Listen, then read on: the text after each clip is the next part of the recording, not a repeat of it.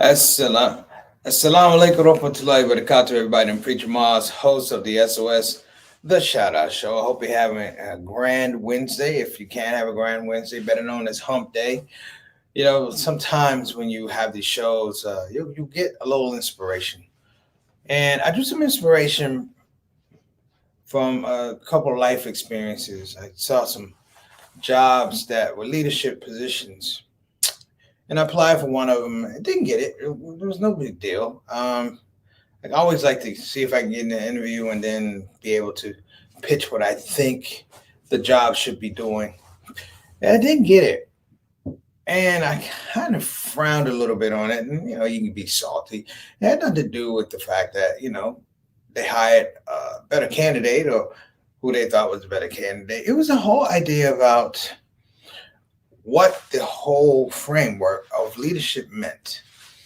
Today's topic is whatever happened to Muslim and Black leadership. Now, I'm going to try and take these separately, if at all, if you allow me to, and then I'm going to tie them together because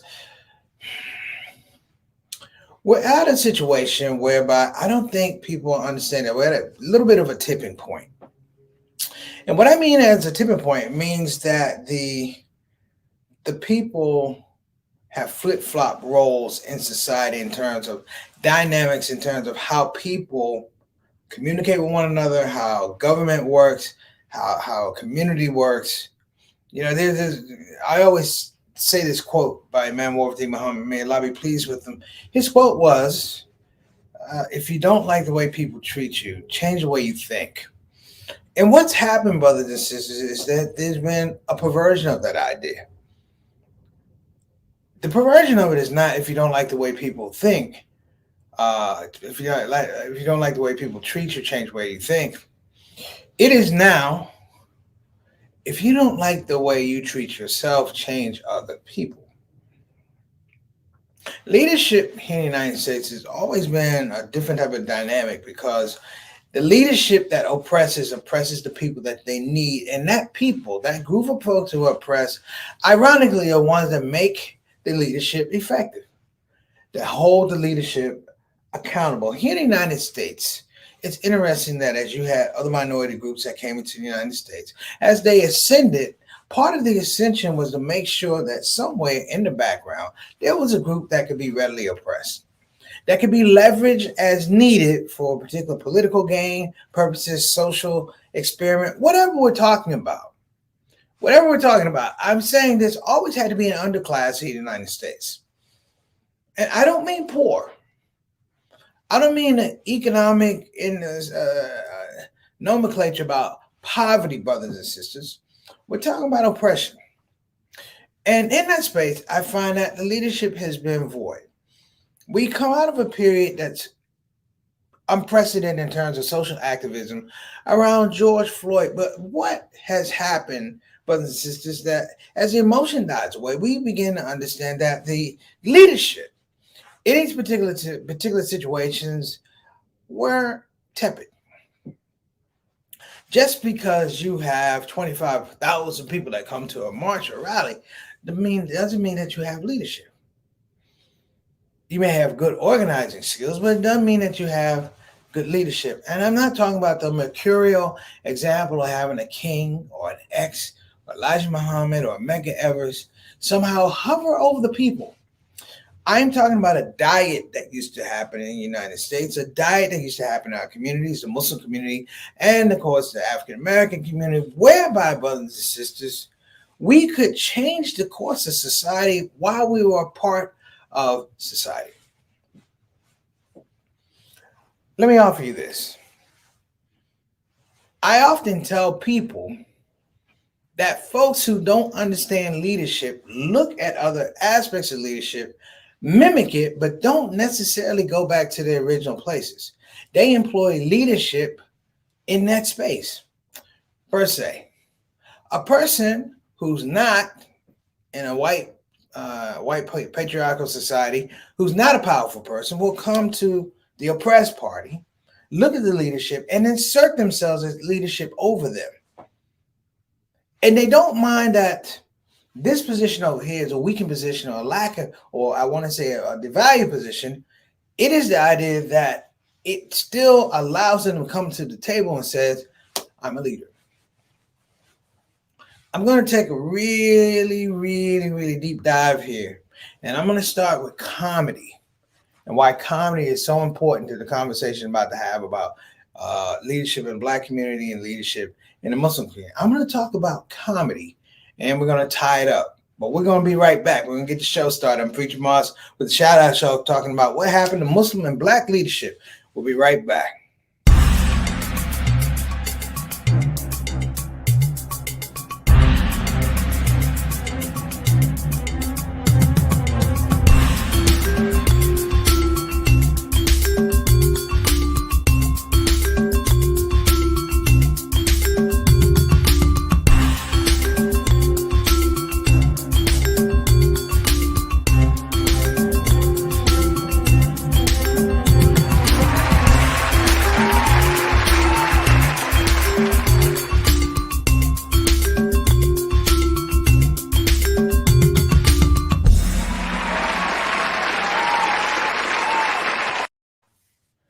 And we're back. Thank you guys for joining. We got some people in the queue right now. If it's your first time on the Shout Out Show, you are in luck. We're going to give you a shout out and we're going to tell you how the show works. I'm Preacher Moss, the host of the Shout Out Show, but I do not own the platform. As I said it many times before, and I hate to be repetitive, but I will be. It's the people that make the platform, brothers and sisters. It's the people that add the flavor to the show. I am merely the conductor, if you will. I am merely the chef, but all the ingredients are there to have a great show, and I think that this will be one of them. Let's go ahead and get to our Shout Out Show family and also our Shout Out Show first time. Who we got, Sister Satana? We're going to give a shout out to Mary Moss, my namesake. The last name, Mary Moss, that is this Miss Mama Son. Thank you so much for coming on the show. I appreciate you, Mama Son. She says, well wishes to the SOS. God bless you, and I'll talk to you after the show. Next up, we got, of course, Sister Ree, the show dietitian, making sure craft services are correct. Ree, we appreciate you all. It's always being on the family, and peace and blessings to you and your family. Derek, Juwan, everybody, and your extended family, too. You know, it means a lot just that you tune in, a long-time member of the Shout Out Show. And I want to say I'm proud to put the show on for people like yourself. Next up, that's Sister Ika, all the way from Indonesia, Depak, Indonesia, not Jakarta, who's tuned in. Much praise going out to you and your family. I hope, inshallah, Shifa is visited upon your family. Hope that you're doing better. Thank you so much for tuning in. I know it's early over there, but we appreciate you. Next up, we got Brother Bilal Salahuddin. What's going on, brother? Wa alaikum assalam wa rahmatullahi wa barakatuh. Thank you so much for coming on the show. We appreciate your presence, brother. Jump on in the pot, man. The gumbo is hot. So if you feel like you want to say something, we're going to put your screen, like you say. Feel like you want to move and do your groove, right on. That's what we're going to do today. Next up, we got Fight the Power Word, my main man Elijah out of Houston, Texas. What's going on, Elijah? I think this topic might be something you want to jump on. Brother Elijah is one of the hardest working men in Third Ward, making sure that the masses are up to snuff. And, you talk about leadership, you're talking about a guy who brings his whole family to work on behalf of Allah and work with the people and work with the community. So, Elijah, if I haven't told you I appreciate it, I'm going to tell you I appreciate you right now. Next up, Sister Naima Griffin, all the way out of Detroit, Michigan. Wa alaikum assalam wa rahmatullahi wa barakatuh. Thank you so much, Sister Naima. Hopefully this subject matter will spark something with you. And Sister Naima is one of our bigger creatives coming out of the Detroit area.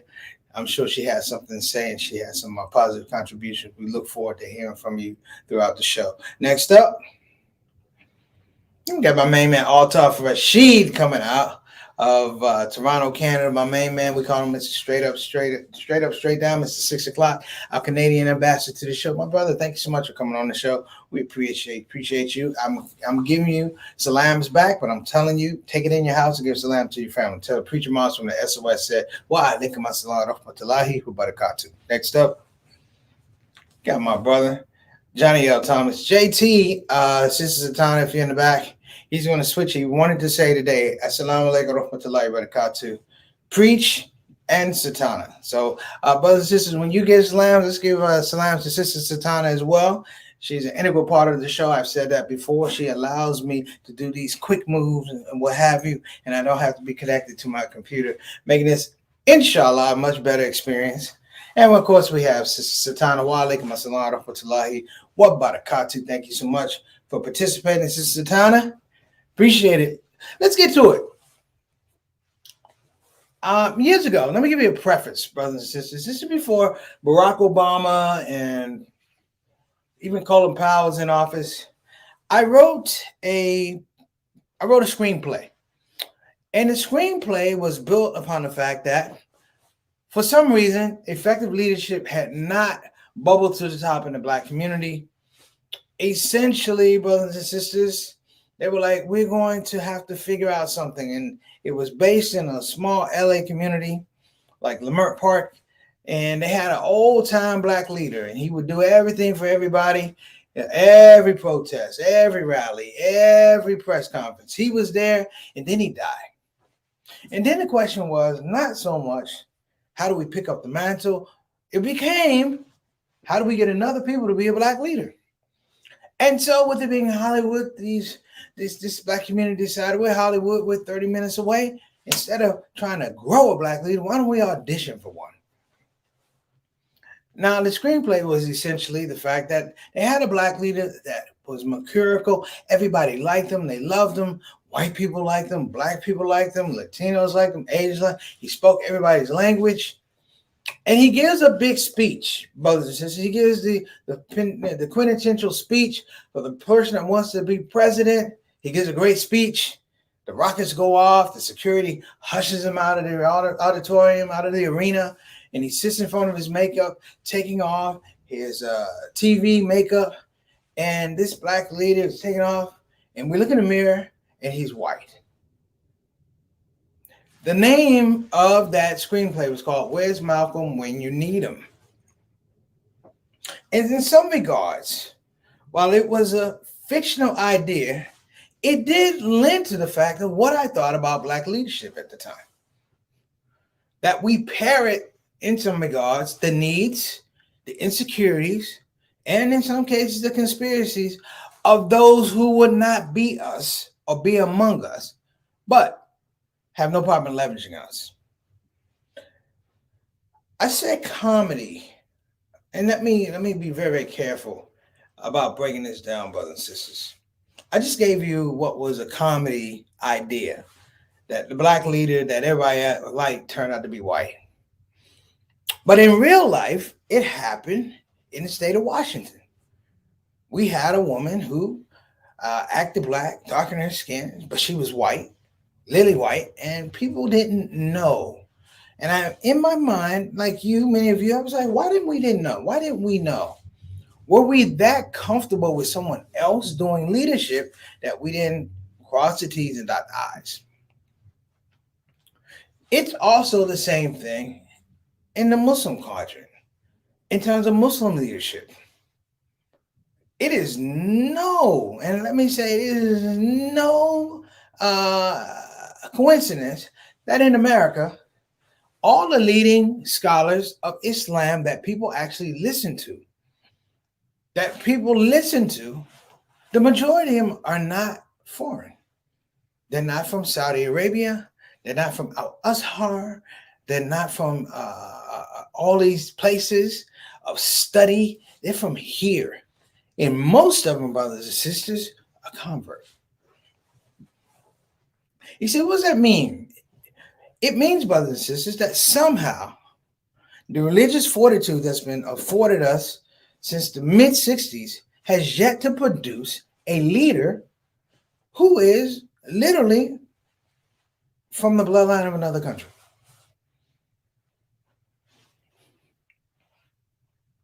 Now, let me break this down, brothers and sisters. I'm saying that all the scholarship from overseas, the people who are Hafiz Quran, the people who study fiqh, and they come here and they don't rise to the level of people like Sheikh Hamza Yusuf or Imam Zayd or even Imam Siraj al-Hajj at that point in time. They failed to grab the reins or the firmament of leadership. Now, we just went through an incredible phase, and I'm going to table that for a minute. I'm going to say two things that have happened that led me to this. A comedian just recently passed. You may not know his name. His name is Mort Saul. And then there's another comedian who did a comedy special that everybody's upset about, Dave Chappelle. He did the closer. Mort Saul and Dave Chappelle represent what I'm about to talk about right now.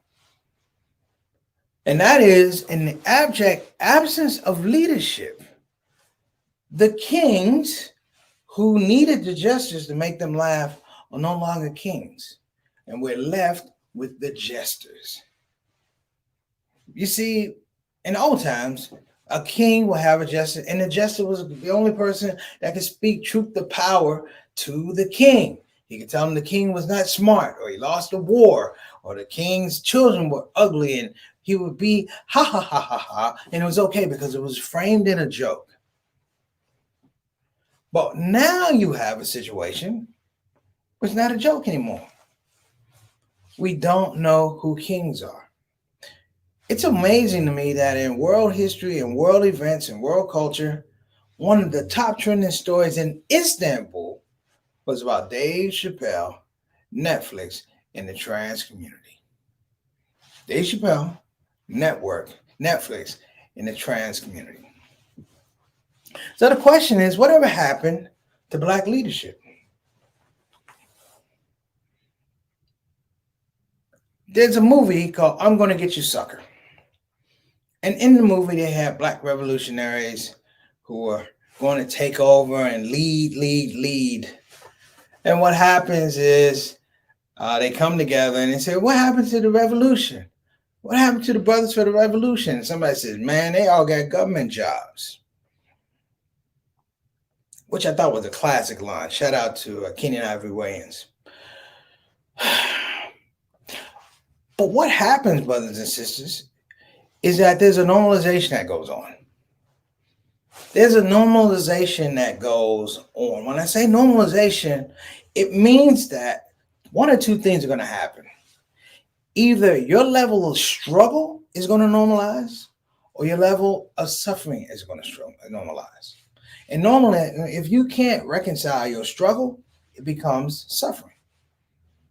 And so you have a generation of leadership that's been framed on suffering, that we show up, brothers and sisters, in situations, scenarios where people are oppressed or have been oppressed a long time, but we're not available to these same folks in times of prosperity, in times of engagement where we can talk about good ideas, where we can talk about, you know what, this is a good school, but how do we make it a great school?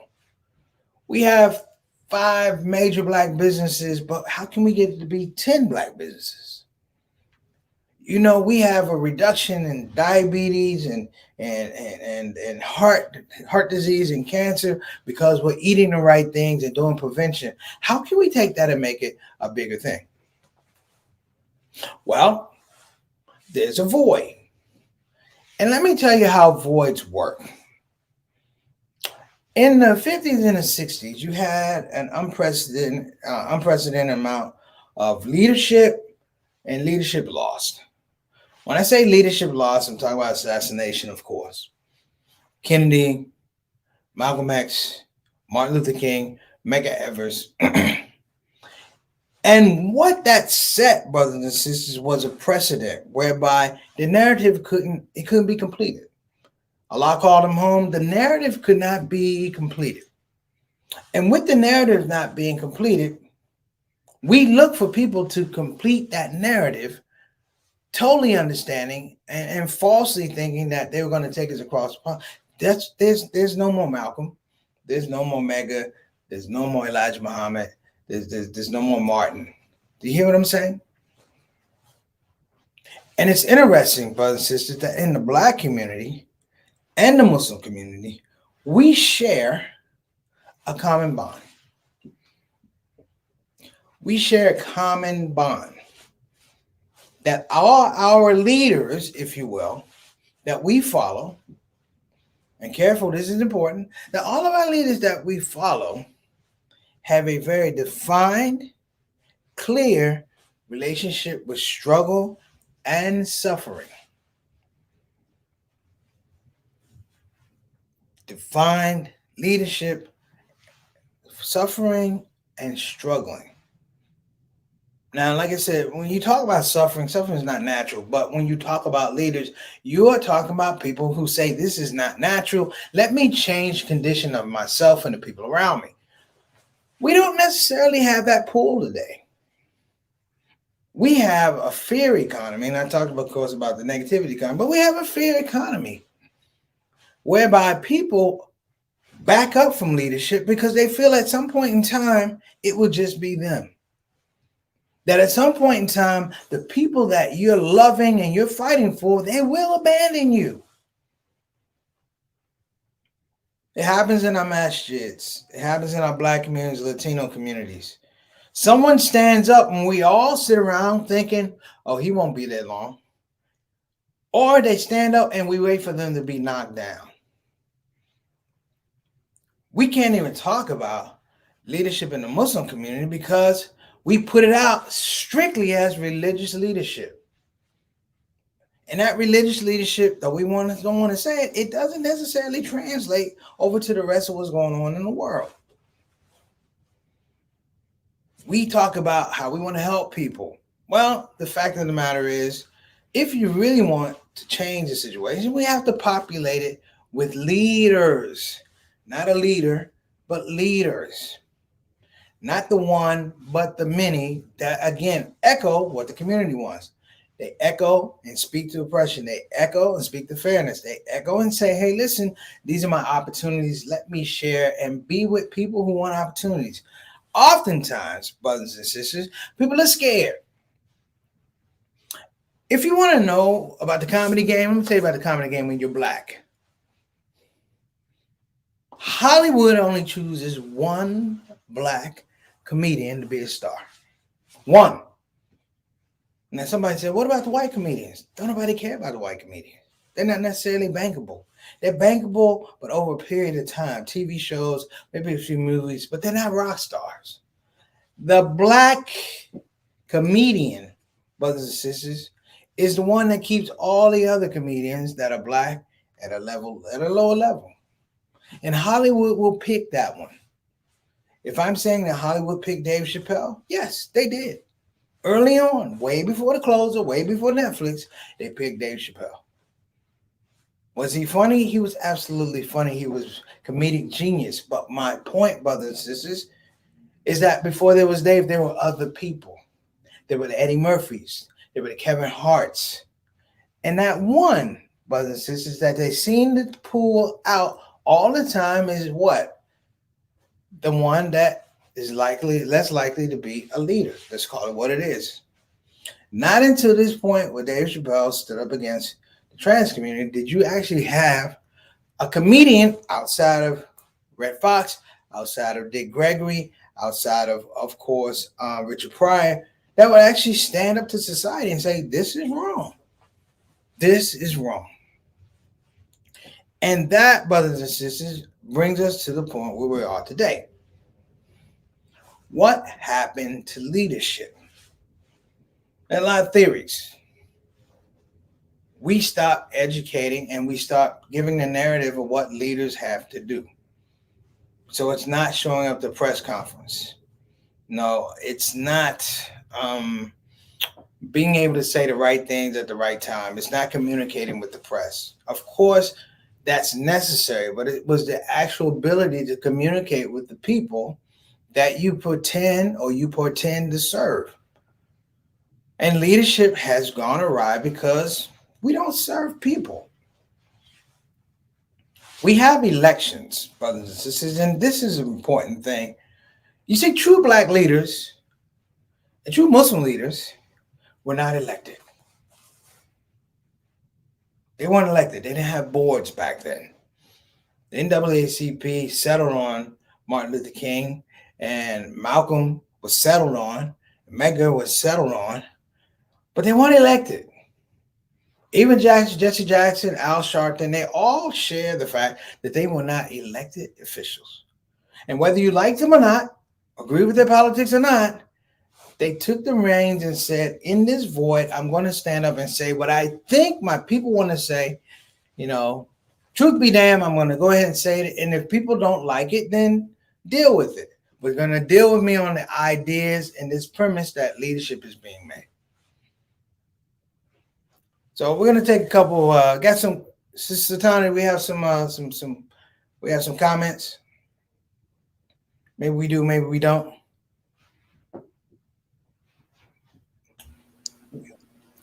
Assalamu alaikum wa rahmatullahi wa barakatuhu. Do we have any comments? We do not have comments. Okay. Yeah. Cool. So, but I was putting this out because it's not an argument, actually. You know, we have things now that we battle, which essentially decertify leadership in both the Muslim and the Black community. Just the whole idea of how we recognize those who came before us. You know, we're fighting actually to maintain the history and narratives of people who came before us. And if you're doing that, you can't necessarily leave an effective narrative right here, right now. How do you feel about that? Yeah. So as you were talking, you had mentioned some things that there were some commonalities, but I also thought there was that, and it seems to kind of continue the conversation from yesterday on faith. And I think that's also a commonality between the two groups as well. It's really steeped in faith. And so if we go back to the conversation from yesterday, saying that, how we're losing, people or congregants, I think it goes back to even leadership. Right. So now I ask this question because this is a question that was put. It was like, listen, are we really fighting for what we perceive as fundamental change, institutional change? It's a thing when you get a law passed, like you get a law passed, like you're able to vote. The question now becomes not about voting. The question now comes about, are you willing to increase your capacity to do so? Are you willing to bring more people to vote? Right?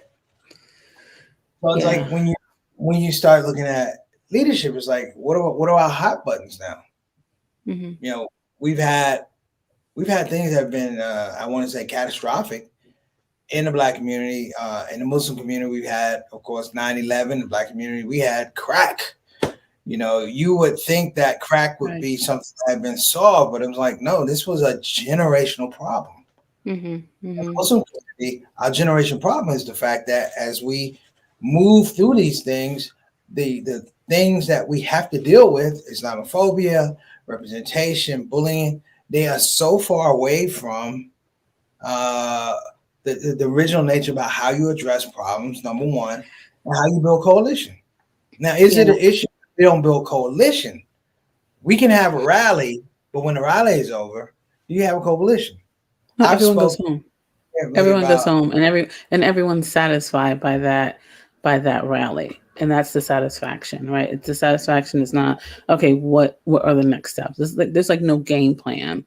Like once it's over, okay. What are your next steps?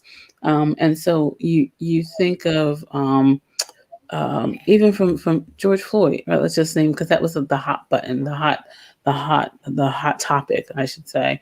In the last year or so, and it was popular. And there was a presidential election. It was happening before a presidential election, and so when I say that,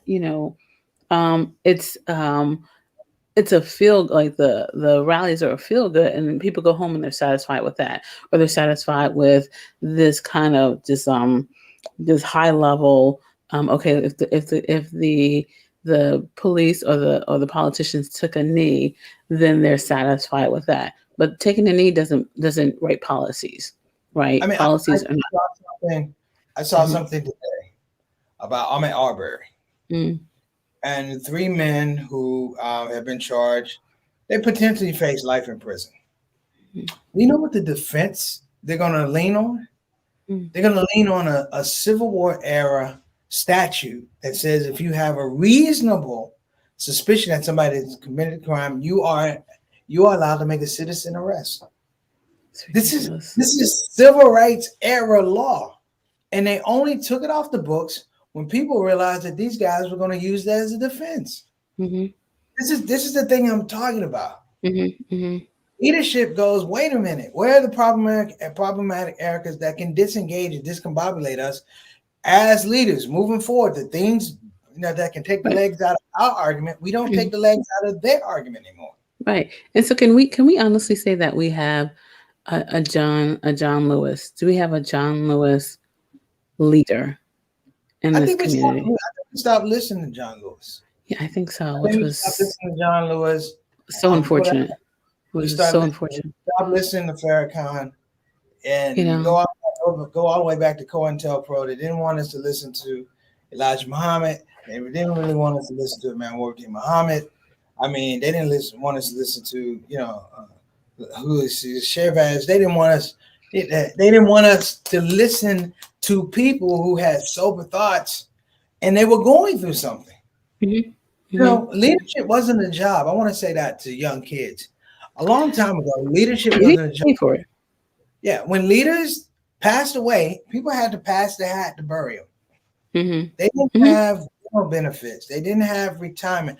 Our leaders didn't have 401k plans. They ret- you they stepped out of the house going, this could be the last day. This could be over. We And deal also, with as Muslims. It was the same thing. They were going into war. They were going and into it, war to establish religious precedent in these foreign lands. and it I'm sorry. wasn't self-serving, right? It wasn't self-serving. It was for the greater good. It was for the greater community. And like you said, they say that I may not make it, but then my community will last, right? Yeah, And so yeah. that's what's missing when you have like this whole narrative of we need to do one on what is an influencer, right? Um, when people are these self-serving or self-proclaimed influencers who believe that they have influence over this group of people, and I'm like, what are you influencing, and who's Well, influencing you to influence people? Hmm. I think the thing also is like you're an influencer amongst influencers. There was not a word about Yeah. social influencers before Instagram. I'm sorry. And you have these Right. modalities of social media that create whole new vocabulary. Hmm. Whole Hmm. new vocabulary. Sure. And I'll say this. It's interesting because I look at all the social media. I don't follow it, but just the concept of it means, social media in many regards mean that you can democratize the whole idea how you get information out to people. And Facebook and Instagram, they're all guilty because they use terms that emphasize that it's okay to connect with whoever. And as a result of connecting with whoever you're going to do it with, I think the larger thing is like it's okay to say what you have to say. That the buy-in is if you're here, I get to say whatever I want to say. Yeah. It's almost like Yeah. you came to my show. I'm going to say what I say. It doesn't matter. I'm truthful. I'm disrespectful. I'm rude. I'm enlightening. The cost of admission means that you have to sit here and listen to what I say. Yeah. You can Yeah. walk out, but you can't disagree. Yeah. That's going to be a whole nother show. I think we need to do one on what is an influencer. Um, but I think 100% you're right. Yeah. But So brother Bilal Salahuddin, who I think is new. I think he's new to the show. So welcome. He says your points are very well taken, and very valid. And then Eric I'll let you Carter think. also gives Um, the salams. So yes. all right. Yeah. I think we stopped producing. Now I want to say stop. I want to say the production of young black thought leadership. We used to have think tanks. So you Mm-hmm. had that core, you had SNCC, you had people Yeah. that discussed leadership, and the discussion was based on what they were bringing from their communities. Like when Mm-hmm. you see a leader now, he has to be like, we don't really have regional leaders anymore uh, Right. Right. that progress the national leaders. Mm-hmm. That that move to that space, and it's also undergirded by the fact that it has to be, for lack of a better word, it has to be trust. Yeah. Go We ahead have and to make take this last comment. So from your right. mom, she said complacency has become a big enemy to Black and Muslim leadership. We Absolutely. respond to incident by incident based on emotion versus a plan A, plan for forward plan. Versus the Um, plan. There you go. Right. And then Elijah says, would a centralized leadership make it easier for that leader to be destroyed? We need to become independent thinkers with our soul dependent on Allah. Absolutely. But that So, happened in our community. yeah. And what the Muhammad, may Allah be pleased with him, he Hmm. decentralized everything. Yeah, And for he sure. told people that you should have been doing this all along, that Right. these messages were individual economies of faith. Right. Individual economies of faith. And the revenue is you build your followers. Yeah. You Yeah. make that was the whole idea of like this is your ministry.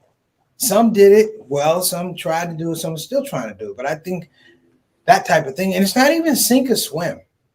It's not even sink or swim. If you look at the progression, particularly of the communities, Black Islamic movements in the United States, and you look at their space in terms of what they were able to develop was NOI, Ahmadiyya, Mm, W. Muhammad, that whole space, you're talking about literally in less than 40 years, you're able to come up with it. And that's my point, meaning that we can do it. We can mm, do it. And Black yeah. leadership did the same thing. They created an economy that produced lawyers at the local level, at the constitutional level to fight laws. I'm like, here we are, 2021, dealing with a civil rights era, a civil war, not civil rights, civil war era law that they took on the books because people said this is still on the books. They didn't do it for anything. They were embarrassed that the defense attorneys for the killers of Ahmaud Arbery were going to use it in court. It was embarrassing. And I'm like, why are we even having these things?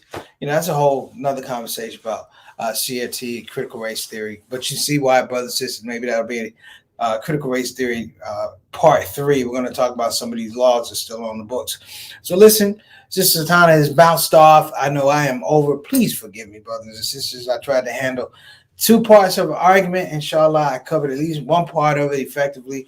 Anything that I said that was incorrect, that's on my arrogance. Anything that was helpful, that's you put that on Allah subhanahu wa ta'ala. Listen, we're gonna go ahead and get out of here. But let's go ahead and go through our sponsors, and then I'm gonna get you home. I want to give a shout out to BeFinancialIndependent.com. Again, that's BeFinancialIndependent.com. You can call 1-888-496-6845. Again, that's 1-888-496-6845. Should you be interested in a quality Islamic education, you got to check out Bayan Islamic Graduate School. Again, that's Bayan Islamic Graduate School with specialties in Islamic law, specialties in Islamic leadership, studies, um, Islamic education. Brothers and sisters, if you're thinking about taking the next step, and I'm going to put this out, though it's Islamic school, Bayan Islamic Graduate School, I just want you to know that people have taken courses and pursued these degrees who were not Muslim. So I'm throwing it out to everybody. Go to banonline.org. Again, that's banonline.org and check it out. Listen,